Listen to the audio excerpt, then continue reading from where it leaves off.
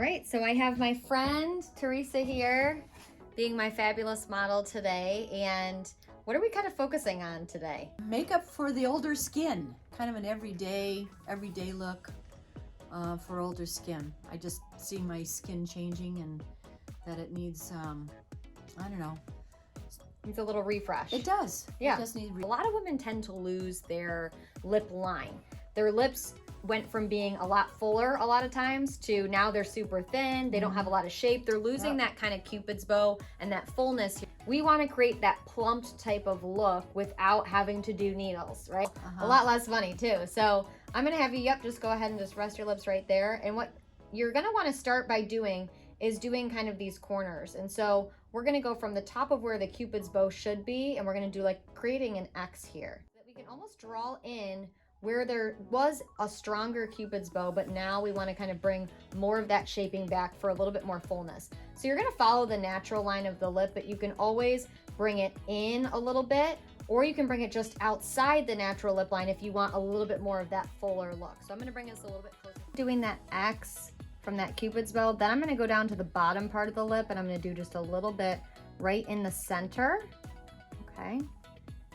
And as we do that, now we can kind of start working from the outside in. So if we have one of our lip pencils, I'm just using a sample right now. I'm going to kind of come from the outside, right where that lip starts, and bring it kind of down. I don't want to go too low on either side here. That's what we find a lot of times too, is when people do put lip liner or lipstick on, they find that they get a lot kind of bleeding out on the sides. So I'm going to just taper that in a little bit more than I would normal, knowing that things kind of will shift a little bit.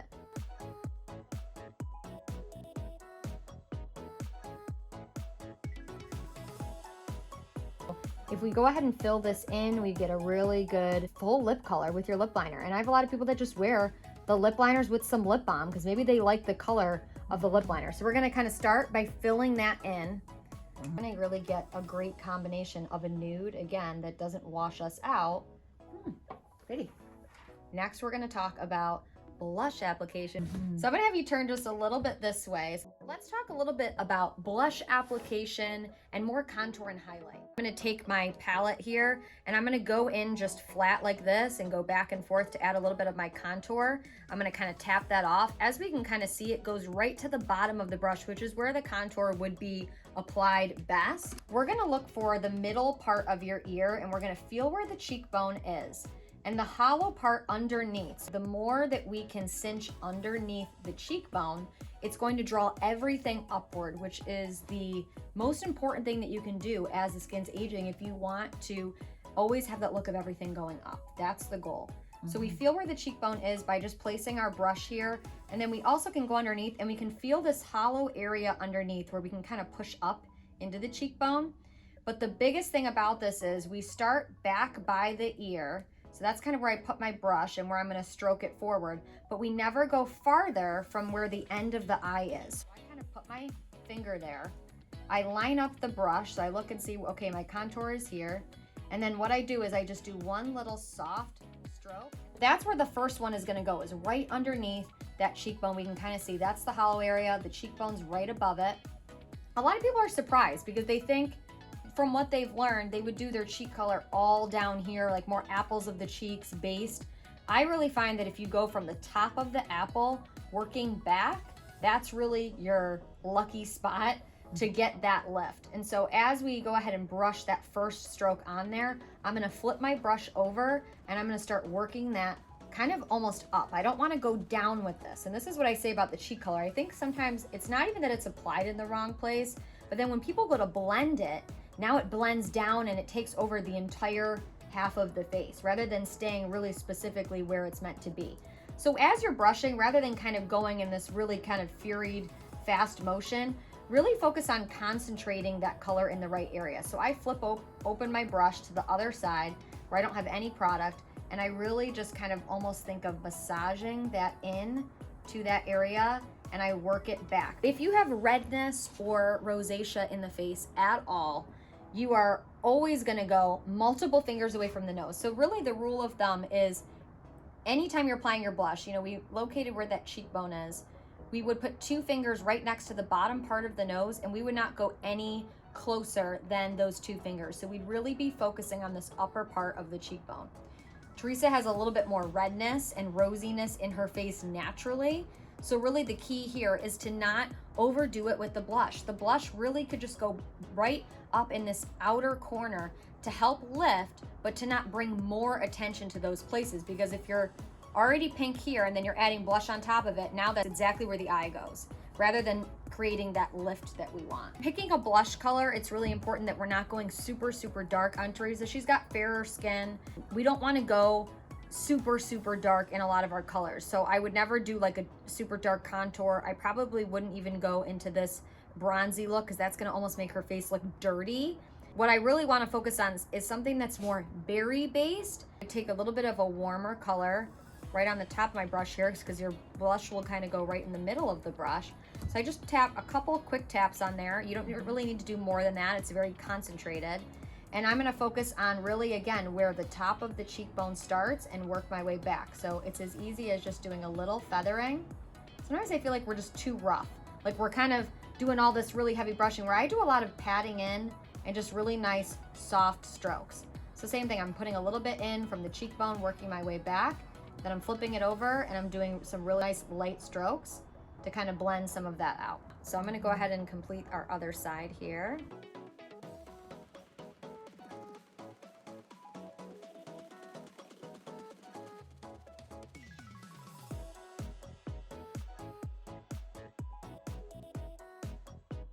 It pulls in now that underneath part of the cheekbone to kind of go like this, so that now your cheekbone is popping and lifting more.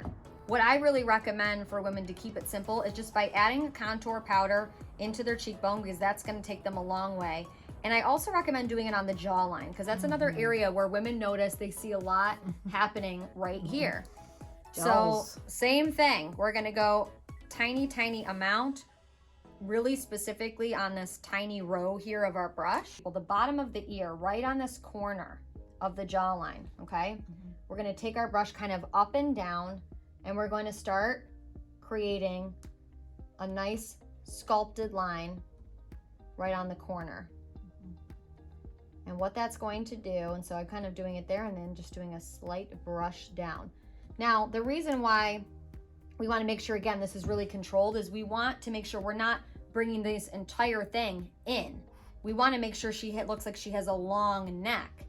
So we don't want to bring this all the way down this entire area where you're seeing the aging there, but it's really specific to, again, creating that sculpted line. But if you put a ton of contour right on the corner here and on the top of the head, which a lot of times people will do, it's not going to lengthen lengthwise this way, which is why I really just focus on adding in a little bit of that color, just again, right on that jawline. So we're kind of creating just a little bit of that nice soft sculpting. So I'm going to make sure that the majority of my product is being used on the sides to really kind of sculpt that down. And then anything that's slightly left over, I just do a little graze over the bottom, but I don't really focus specifically on that area. Proper eye care when we're doing our shadows. First thing I'm going to tell you guys is you need eye primer. Whether you're wearing one natural shadow or a ton of eyeshadow, highly recommend wearing the primer, because it's going to save you a lot of time. And you're not going to run into the problem where you go to apply a color and you love the way that it looks in the palette, but then the minute that you try to put it on, you're like, it doesn't look anything like that on me. If your eye tends to collect shadows, it'll also help with that. We want to put these base products on, like our foundation primer, our eye primer, on and let them sit. So obviously, normally you wouldn't be sitting here with your eyes closed, but I'm gonna let you just kind of rest for a good 5 to 10 seconds. And the reason why is because, you know, your eyes are gonna oil up a little bit, like they're a little oily now. And what we're doing with the primer is we're kind of drying them out just a little bit and just enough so that it'll hold on to your shadows and it won't crease. And so if you find that you have very oily eyelids, or your eyelids, you look at them halfway through the day and you're like, oh, they're collecting like my shadows all over the place, this is gonna really help to kind of create a base. I'm really gonna stick in a natural palette that I would choose for somebody who had more of a hooded eye shape. So she's got like a really beautiful like blue-green eye, and it's gonna shift a little bit based on what she has on. So we see definitely some hazel in there. She's got some gold in the center. So we really wanna play up on that and get the eyes to pop as much as possible. I had somebody that I talked to today that said, you know, I'm wearing a blue top, so do I do blue shadow? And I just said to her, gone are the days where we match our eyeshadow with what we have on. So thinking about not necessarily what is going to be matchy-matchy with what you're wearing, but what's not going to go against what you're wearing. If you're gonna have gold jewelry on, you probably wanna stick with more warm tones. If you have silver jewelry on or cool colors in your outfit, you probably want to stick a little bit more cool. Now, if you're mixing and matching them, like I do a lot of mixing and matching where I'll do gold and silver, if that is mixed within through your outfit, then that does look really good to do kind of a mixed metals type of look. But this also goes with your skin tone. And so a couple questions I would have for somebody. When you are out in the sun, what typically happens? Do you burn and then just stay about the same color, or a small variation? Do you burn and then tan gradually, or do you just tan? I don't tan. Yeah. So what happens is that I burn and peel, and the only way that I can get tan is if I use a tanner. Yeah, like a self tanner. Yeah, it's a self tanner. It's Okay. the only way. And I always, my skin is, you know, it's so fair that sunburning on my face ages me. So I don't like to have a burn on my face because I feel like it's aging me. So a tanner does help. What that tells us is if she burns and doesn't tan, okay? Or if you burn and you just don't, maybe you have a small variation in color, but your color really doesn't change that much, or you get a small amount of a tan, and tan to you is like what most people would be like, oh, that's a tan? Like you just look, you still look white. I know how that feels. So that is going to mean that she has more of a cool undertone. The second question I would ask someone would be, what type of jewelry do you tend to gravitate towards, okay? Now for some people, this will tell us more of the skin undertone, whether she has more of a cool undertone, a neutral undertone, or a warm undertone. So we already know that she doesn't necessarily have a warm undertone because she doesn't really tan, but she could have a neutral undertone if she could wear both silver and gold jewelry in kind of a mix. That's kind of another telltale of just what you gravitate towards, what you feel like looks best on you. What would you say for that? I do wear both, but I have to say that it isn't, and it's not, you know, the style to have a lot of gold, but I do think that I look better in gold. But I wear a lot of silver just because it tends to be more fashionable to wear silver. I have more silver. Yeah. So I would definitely say having more, I think you can rock both. So you might kind of be on that borderline of cool and neutral, but I would actually say looking at your features and just your undertone, that the cool colors are going to be a lot more complementary to you. I'm going to go for a more of a flesh tone color. Favorite colors for this are hazelnut, sometimes cinnabar if you're doing it very lightly. You can also work in some of these lighter grays. I believe this is like the sterling, anything that is more of a matte shade. So with her eye open, we're gonna feel where this eye bone is, and I'm gonna go ahead with my skinny brush. So this is actually my eye smudger brush, but I really like this brush or the angled brush that is the eye definer that comes in the brush set. Something that's a little bit tighter and smaller to go into these smaller places of the eye. So I'm gonna go right above the center of the eye. I'm gonna feel where this bone is, and I'm gonna go ahead and put a little marker right there. Okay, now the idea with this is that we see this color with her eye open. Whether her eye's open or closed, we see where this color is. But here's the thing, it's gonna seem a little bit higher than we would think that this color would go. Normally we'd probably go down a little bit lower, but if we do, like I said, that's going to disappear. So I create a little marker there, and as you look at that, you'll be able to see where that color is. I'm gonna bring a little bit out on that same line, a little bit farther out, whatever's left, okay? And I'm not gonna go any farther than where the eyebrow naturally would extend, or the end of the eye. So that's really important to take it from the bottom of the nose here. I'm not going any farther outside than right there. But I don't wanna bring any color into this inner part of the eye territory because that is the area that generally is the darkest. So if I were to bring it all the way there, I'd be going against everything I'm trying to achieve. So we really want to keep dark colors out of there. Because I'm going to do this really nice and slow here with a minimal amount of product, I'm going to bring that in just a touch more. But as you can see, you should be able to fit the back of a brush or really your finger into that whole inner corner where dark color is not going to be at all.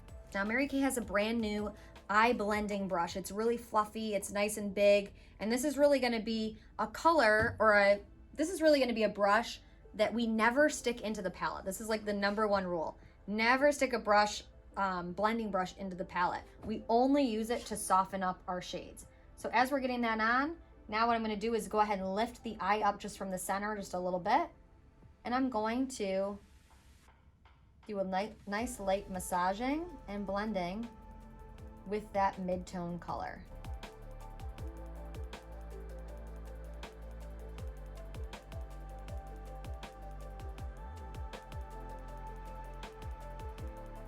So now we're gonna go ahead and add a little bit of her darker color on the outside. So we just did this brown, and realistically, if we wanted to just bring this brown out here and just darken up the whole outer corner, we could just do that and just use 2 colors today. I'm gonna go ahead and use 3. I'm going to just anchor the eye just on the outside a little bit.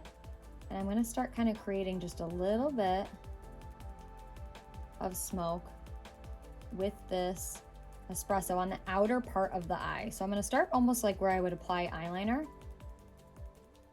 And then I'm going to also go right up to that bone, go to the end of the eyebrow, bring a little bit of that color in.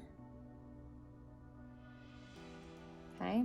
And now all I'm going to do is just connect these 2 lines. So I'm just going to put the length of my brush right in between. And I'm just going to do a line from there down here. And what it's going to look like is a little sideways V. I'll start blending that out, because really what we want to do is we want the darkest part of this to be on the outer part of the eye, and we want it to get lighter as we go into the eye. So by doing these little strokes back and forth, again, where that eyeliner line was, and then coming up on that bone, we're creating, as you can see, that really nice V. And that's really going to help to carve and start lengthening up this way with her eyes.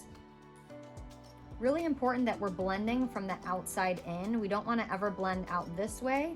We really want to specifically work that into the eye as we start to soften up those lines. I'm going to go in for this silver color here.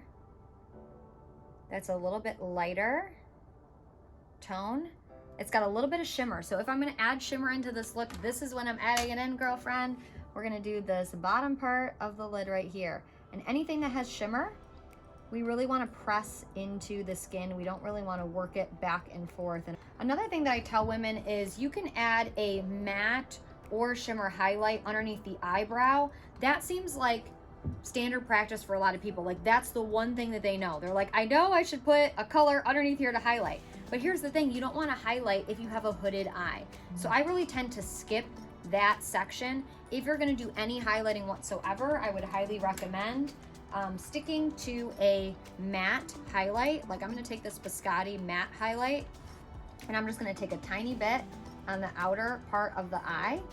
But if you're drawing way more attention to that, it's going to take away what you did to really make the bottom part of the lid come forward, because that color can shift and make the eye look more droopy. And so I'm only taking a tiny bit, again, tiny bit, little strokes just right underneath that eyebrow. I'm going to do a deep brown eyeliner. A deep brown eyeliner or a steely eyeliner is a really great way to add more attention onto the actual eye itself and making it pop, rather than the actual liner itself being the focus. So it's gonna be a lot less harsh, it's gonna feel a lot more natural. And so I just kind of hold the eye up, I rest my hand on her face. This is the same way that I apply mine. You can anchor out to the outside of the eye, but try not to pull all the way over. Just try to help anchor your hand so that you don't have to mess around with that too much. But think of it like you're coloring with a crayon. I'm not really going the waterline, but I'm going as close to the lash line as I can. And then I'm just kind of doing really soft strokes right in the middle here to kind of get it to just fade out, rather than bringing eyeliner all the way across on the top. One of my favorite tricks is just going back to, see how there's just a little bit of shadow left on that eyeshadow brush from that lightest color? I just love going back with that after the liner went on, and I go right up to that liner line, and then I just press in just a little bit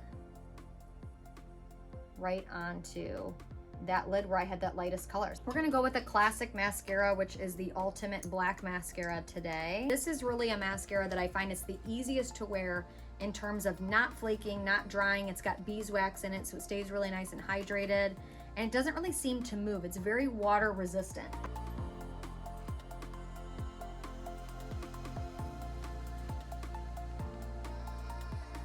When you're putting mascara on, take a mirror in front of your face, and rather than going like this and getting it close up and having the mascara go and hit up here, because if you have more of that hooded eye or your brow, depending on how your eye's shaped, the mascara now goes everywhere. So take a mirror and actually angle it down like this, like bring the mirror closer up to you, but angle it down so that now your lashes are not anywhere close to your eyebrow, and then you can start really working in here. When you do that stroke, you're less likely to graze the top part of that eye or eyebrow. So you just put a mirror in front of you, lower, so that you're kind of looking down to apply. And then when you go to do the bottom, all you have to do is, instead of looking all the way up, because then it's gonna touch up here, you just rise your gaze just a little bit. So you don't go all the way up, but you just bring it up just slightly. Under eye corrector is more of that peach tone. If you were to look at color theory, if you're an artist, the peach undertone in this product is going to counteract the green, purple, blue, veiny, tired look underneath the eye area, whereas the concealer is going to work more on brightening or covering a blemish if you're putting it directly on a blemish. And so what we're gonna do today is just do a little mix of those two, because we wanna brighten, but we also wanna correct. So one little dot, and just mix those two together for the one eye. We really wanna go in this little divot here. So this tiny concealer brush allows us to really get this product where it needs to go. We're not going to put anything on top of puffy skin. We're going to really work at putting this product right directly underneath where the puffiness is. And the other area we're going to go is right on the outer part of the eye, because again, what are we trying to do? Lift and bring everything up. So as we do that, I'm going to kind of press that in. That's the other kind of thing too, is we're not moving this product around, because we do want it very specifically where it needs to go. You don't want to put a lot of product in around the eye area as well, because the eye area gets a lot drier a lot quicker than anywhere else. And